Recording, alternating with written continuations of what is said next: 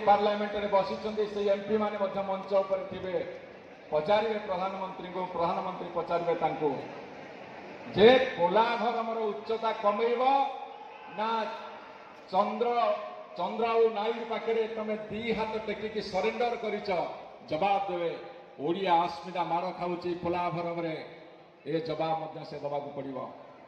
बंधुगण कोटिया प्रसंग अनेक कथा कहले लोक देखा केतटा रिभ्यू करुँच कोटिया बर्तमान साथी रहा चाहूना ओडिया अस्मिता माड़ खाऊँ कि नाई। ओडिया अस्मिता हूँ लिंगराज